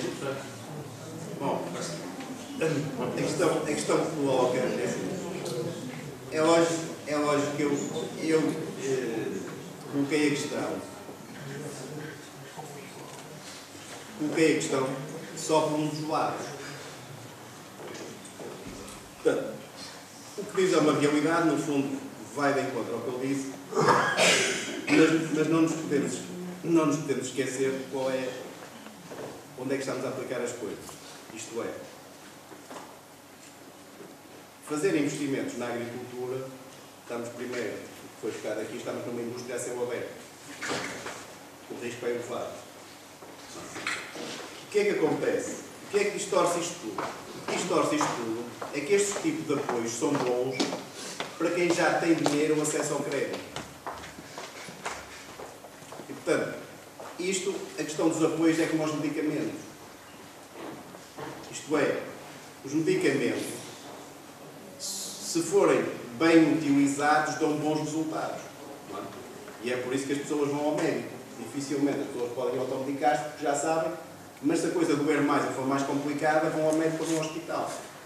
E os apoios é um pouco no mesmo sentido. Isto é, se forem bem utilizados, e é para isso que eles existem, e não existem só em Portugal, existem em todos os países. Na minha perspectiva, o que está errado é o modelo como são aplicados e como são dados. Eu vou dar um exemplo para perceberem isto, sem me alongar muito. Imaginemos, por hipótese, que em lugar de apoios para a instalação de jovens agricultores, tais 75 mil euros, seriam apoios para a instalação de fábricas de calçado. E para ter acesso a este dinheiro, quem quisesse fazer uma fábrica de calçado tinha que ter entre 18 e 40 anos, ter um contrato de cedência gratuita ou de arrendamento de um terreno onde metia a fábrica e tinha direito ao apoio. Acham que isto faz sentido? Hã? Não. Mas para a agricultura o que existe é isto. A pessoa tem entre 18 e 40 anos, tem os terrenos onde faz a exploração, faz um projeto, depois de aprovado o projeto tem que fazer 212 horas de formação, no máximo, que se quiser vai lá e passa o tempo que não é avaliado, e o dinheiro é dado. Com base nestes critérios, não se podem ter bons resultados. Porquê? Porque a lógica de quem atribuiu estes critérios, qual é que foi? Foi, vamos lá colocar muitos, para ver se ficam alguns poucos lá. Porquê? Porque no passado era difícil motivar pessoas para ir para a agricultura. A crise e o desemprego é que vieram mudar as regras do jogo. Isso é que mudou as regras. Agora, voltamos sempre à mesma questão. Há uma coisa é que isto pode funcionar mal e depende do sistema. Mas, na base disto tudo, está a responsabilidade de cada um. Cada um de nós, quando toma decisões, e decisões sobre o negócio, sobre investimento, tem que ser responsável por elas. Depois não pode vir dizer, pá, isto é o que mata a nossa sociedade. Porque depois a culpa é toda do governo. Mas o governo tem alguma culpa, e eu tendo um sistema de apoios e posso decidir se me candidato ou não me candidato, porque é que me candidato? Que raio é que o governo é que me telefonou, é que mandou um e-mail a dizer, olha, candidata-te. A ti, José Martino. Não, a responsabilidade é minha. Só que nós não estamos num país da cultura da responsabilidade. A crise é moral, porque vale tudo. Tudo. Só não aceitamos aos outros, porque nós não podemos fazer, porque se nós pudermos pôr o processo por cima, ou se pudermos empregar o nosso amigo, ou o nosso familiar, fazemos. Então porquê é que nos queixamos que os outros fazem? Porquê? Porque esta é a diferença de ser um país subdesenvolvido ou desenvolvido. Agora, nós queremos assim, nós queremos o sol na era e chuva na bola, para termos um resultado. Crise, intervenção, chacota internacional. Pá, eu organizo visitas de estudo. Então, a semana passada, o Filipe foi comigo, organizámos uma visita à França e à Espanha, que visa Arguta e Espargos. Uma das coisas que eu me preocupo quando estou no estrangeiro é cumprir horas. Porquê? Porque sempre que nós chegamos 15 minutos atrasados, o comentário lateral é: estes portugueses nem as horas cumprem. Porquê? Porque cada um de nós tem responsabilidade. E se cada um de nós assumir, desatualizamos o ESA. E isso é o desafio que, reparem... Não vai ser fácil. Diga? Não vai ser fácil. Mas também se fossem coisas fáceis eu não metia nela. Mais questões, por favor? Alguém quer colocar alguma questão? Mais? Tem dado adiantado a hora? Responder. Sim. Ai, desculpe. Eu notei que havia uma preocupação grande na colocação dos produtos, na comercialização, em quase todos os oradores. Essa é uma das questões que sempre existiu na nossa agricultura tradicional, porque as pessoas podem ter a sua produção e depois não têm facilidade em colocá-la. Hoje em dia, os nossos políticos falam no regresso à agricultura, mas parece-me que, ao que foi dado a ouvir aqui, que esse regresso será na mesma base do que existia anteriormente. Gostaria de saber qual é a vossa opinião em relação a isso. Em relação à melhoria, digamos assim, da colocação, sobretudo da colocação dos produtos. Posso falar? É o seguinte, eu inicialmente pensei em correr um projeto também e analisei a situação e vi que não valia a pena. Então foi por minha conta e risco. E é o que eu tenho feito. Se 12 horas não chego, eu trabalho 18. E é de conseguir. Comecei por produzir eu as minhas próprias plantas, não tive que mandar plantas de fora para cá, e eu produzi as minhas próprias plantas e estou a fazê-las crescer e a rentabilidade delas. E eu sei que é difícil, a política está da forma que está, nunca lá chegaremos. É o seguinte, a mim faz-me confusão quando eu comecei a pensar num projeto, então no hectare, onde é que vou arranjar um hectare? O ideal seria ser tudo junto para facilitar as deslocações. Comecei a bater a porta, quase a pedir o terreno, ninguém me cedeu o terreno. E depois deparei com o seguinte, para mim é muito estranho chegar a própria Câmara, estar a Câmara ou os organismos da Câmara, que portanto, eles dão uma volta de 350 euros para as pessoas manterem os terrenos limpos, mas não precisam de cultivar. Não é? Como é que alguém vai me alugar um terreno a mim para eu desconfiar das comandas das pessoas? Este gajo quer ficar com o terreno, não é? E para mim é um bocado confuso isso. Eu acho que a política que estamos a usar não é a mais correta. Se apostassem portanto, na vez de dar um crédito de 60% ou 70%, no caso dos 75 mil euros por hectare, se dessem 20 mil euros apenas para ajudar a implantar e apostassem mais na formação e prolongassem o prazo, na vez de ser 5 anos, a pessoa está lá com o projeto durante 5 anos, ao fim de 5 anos abandona o projeto e o dinheiro está cá. Todos os meses chegam à volta de 220 jovens com projetos novos, não têm vocação para aquilo, nem sabem como é que pegam na enxada, se calhar plantam uma raiz para cima, mas sabem que aquilo até está a dar dinheiro, então vão nessa aí. Eu acho que por aí nunca lá chegaremos. quando estamos a falar de investimentos em meio hectare de roseiras, na casa dos 200 mil euros, um hectare de roseiras bem feito em hidroponia custa para cima de 1 milhão de euros. E, portanto, a questão é, nós não podemos, só porque os resultados são maus, porque o modelo está mal feito, achar que a questão dos apoios deveria ser de maneira diferente, mas a questão do não deveria existir não é bem assim. Portanto, os apoios são necessários e são muito importantes para a maioria das rentabilidades dos investimentos.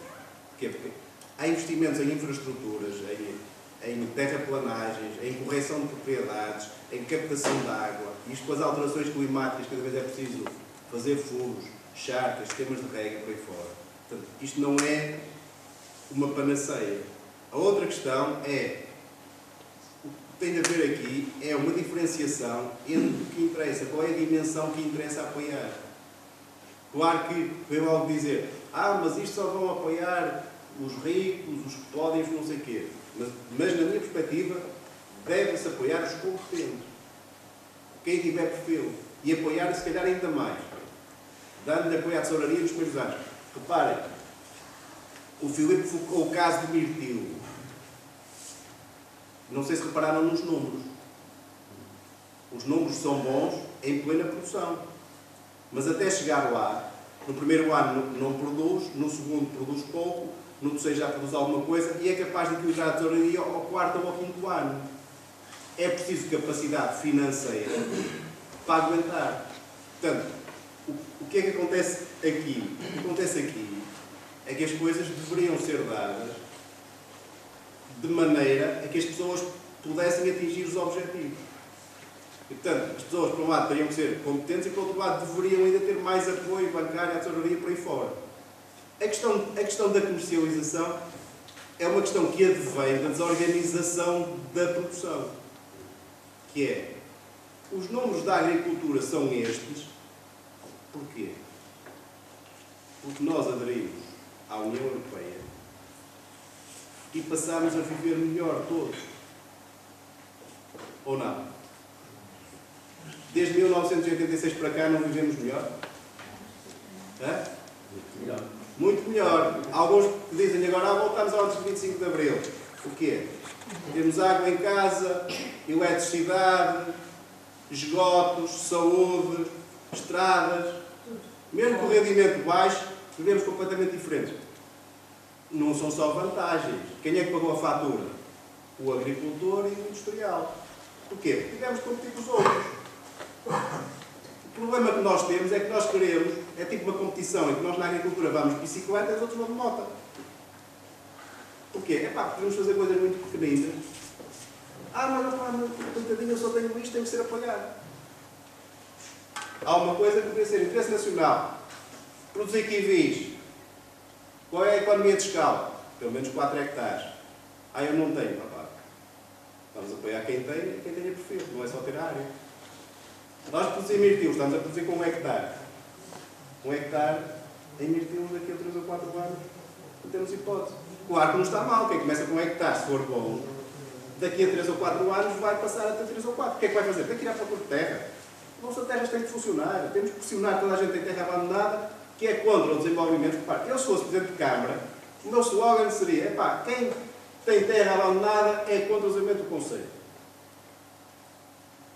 Viam-se isso não dava uma volta.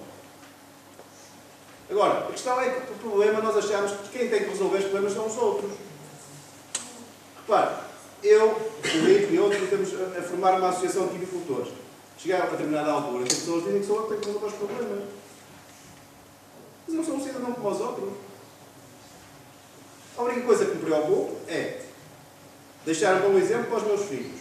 E preocupo com o bem público, que é perceber como é que isto tem que ser um país desenvolvido. Como é que é um país desenvolvido? É aquele que gera riqueza para distribuir. É aquele que tem que crescer 3% ao ano, para que esta riqueza gerada se pague nas contas todas. Isto é como numa casa. Como é que isto se faz? Com a empresa, está a empresa. Eu formei mais 3 empresas. Às vezes tenho problemas com a minha mulher, que ela estás bom com os 50 anos. Devias fazer com os teus amigos, pensarem em formar-te, só pensam em trabalhar. Mas o que acontece é que eu tenho lá um filho com 23 anos e uma filha com 9. O que é que faço? Digo-lhes para emigrar? Tenho muitos amigos que dizem, pá, os meus filhos vão emigrar, eu quero é que eles emigrem. Mas que raio de país é este? Um dos problemas da agricultura é o escoamento dos nossos produtos e particularmente neste produto chamado kiwi bebé ou arguta, há uma empresa francesa que está muito interessada em plantar 50 hectares desse kiwi em Portugal. Portanto, você só precisa ter 1 hectare, uns 40 a 60 mil euros e plantar. Essa que é difícil. E já agora um outro comentário relativamente às ajudas. Eu lembro-me de ter batido à porta de um senhor que tinha 5 hectares e por isso ele alugava o terreno por 500 euros por hectare por ano. Ele olhou para mim e disse, estás a brincar comigo, quer dizer, 500 euros eu gostava de dar para eu ter isto a monte. E tu vais-me oferecer o mesmo? Não pode ser. Pelo menos oferece mais, é o que ele me dizia. Ou seja, há aqui eu penso que o Estado, as ajudas, pode ter um efeito inverso. Em vez de promover a agricultura, atrasar a agricultura. Eu percebi essa exposição do senhor diria o mesmo. Eu não vou colocar mais questões, pedir mais questões, porque efetivamente é muito tarde. Eu peço imensa desculpa, na realidade, de ter feito um convite tão inconveniente de fazer falar à meia-noite. Na realidade, era muito difícil uma outra situação. Quisemos que o painel fosse suficientemente diversificado e demonstrativo das diversas propostas que existem hoje em cima da mesa. Afinal de contas, o engenheiro acaba por nos dizer qual é a fórmula de sucesso. Disse que não tinha a fórmula de sucesso. É óbvio que não é uma fórmula, mas é um caminho para ele. Obviamente que chegamos à conclusão que, efetivamente, há explorações de sucesso e, portanto, parece-me que o fundamental é o acreditar mesmo naquilo que se está a fazer. Parece que é a primeira receita mágica é essa, é do acreditar, e a outra, também parece que foi a conclusão que eu retirei, que é a da formação. Ou seja, metermos as coisas sem saber o que vamos fazer é o primeiro caminho para um insucesso, ou seja, sabermos naquilo que nos vamos meter. E, portanto, o procurar sistematicamente o conhecimento, aqui com os outros colegas, no estrangeiro, em todo lado onde as experiências existem, parece-me que essa é a forma. Portanto, se juntarmos estas duas palavras, a formação com o acreditar, parece-me que essa provavelmente será, pelo menos foi aquilo que eu retirei daqui, e trabalhar assim, logicamente, que será exatamente uma das formas para o sucesso. Também acho que a nossa intenção foi completamente concretizada quando se diz que, efetivamente, nós não devemos deixar as coisas acontecer, nós temos que ir à procura delas. E, efetivamente, mas muitas das vezes nós sabemos que não é individualmente que resolvemos a situação, resolvemos sempre as situações muito melhor quando é o coletivo. Ainda agora há tal pressão sobre a sociedade, sobre os proprietários para, na realidade, disponibilizarem a sua terra. Mas se for uma pessoa que vai lá, se a consciência é de uma pessoa, ela não tem significado. Mas se for de uma comunidade, o significado, o peso, a pressão sobre os proprietários é completamente diferente. E, portanto, o nosso contributo foi, efetivamente, que se conseguisse criar uma consciência, ou começar a criar uma consciência daquilo que é possível fazer-se na agricultura e, efetivamente, começarmos a nós próprios assumir o combate às duas situações que hoje existem e que uma são consequência da outra, é a crise e o desemprego. Acho que, na realidade, são dois dramas que, na realidade, temos que aprender a combater, sendo nós os responsáveis pelas soluções. Eu queria oferecer-vos, agradecer a vossa presença, a vossa colaboração, também a vocês que vieram cá engrandecer este evento. Tinha ali umas ofertazinhas para vos oferecer e muito obrigado pela vossa colaboração, foi fantástico. Eu, pelo menos, saí daqui muito mais antes e espero que...